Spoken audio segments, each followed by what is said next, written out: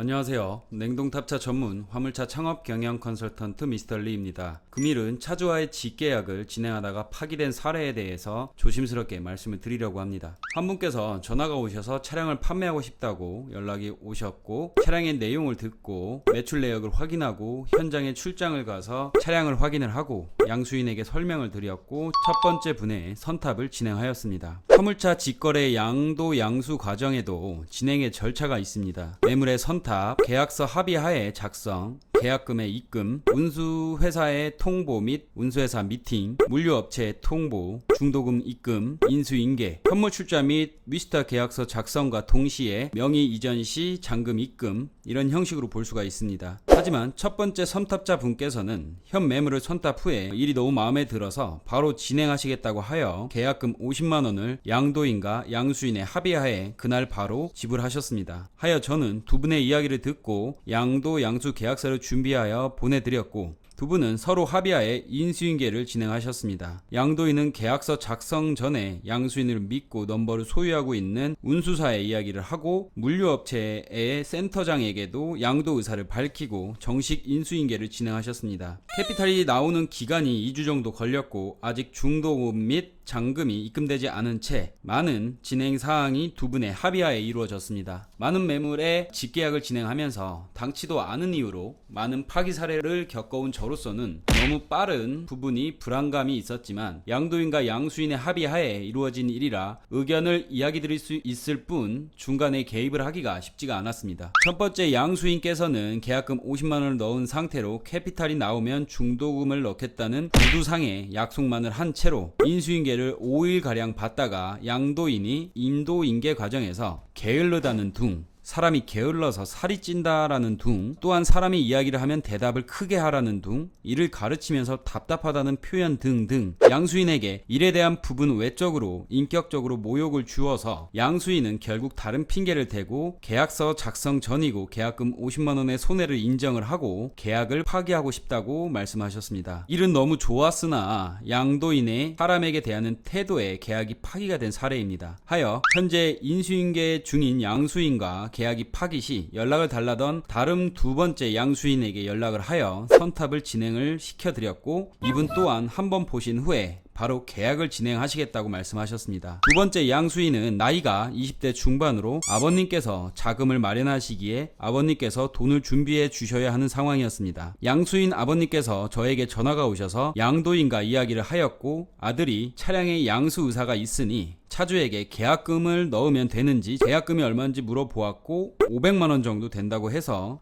진행 과정은 서로 간의 의사를 확인한 후에 계약서 작성 후 계약금을 넣어야 문제가 없다고 말씀을 드렸고, 그렇게 하자고 동의를 하셨습니다. 하여 저는 양도인과 양수인의 이야기를 듣고 계약서를 작성하였고 양쪽의 이상 유무를 확인했습니다. 하지만 양도인께서 차량 가격에 부가세를 별도로 받겠다고 하는 계약서 부분에 아버님은 인정을 하지 않으셨고 저에게 본인을 이해시켜 달라고 하셨습니다. 저는 아직 아무 돈도 들어가지 않았고 선탑만 하루 하여 일만 확인했을 뿐이며, 양도자께서 금액에 추가로 부가세를 별도로 받는 것은 양수인에게 사업자가 발행되어 조기 환급을 신청하면 되돌려 받는 금액이기에 차량 금액에는 변동이 없고, 양도인이 판매하고자 하겠다는 금액을 변동을 해달라고 하는 것은 서로 간에 합의하에 이루어져야 되는 부분이라고 말씀을 드렸습니다. 하지만 본인께서는 부가세 포함 가격이면 우리가 돈을 돌려받을 수 있는데 피해가 크다라고 말씀을 드렸고, 생각한 금액과 다르다고 양수인과 양도인은 서로 가격 문제로 진행이 중단이 되었습니다. 하지만 문제는 이러한 만료에도 불구하고 양도인께서는 아직 아무 계약이 이루어지지 않은 상황에서 섣부르게 운수회사에 다시 재통보하였고 센터에도 다시 재통보를 한 상황이었습니다. 양도인의 본인의 실수였지만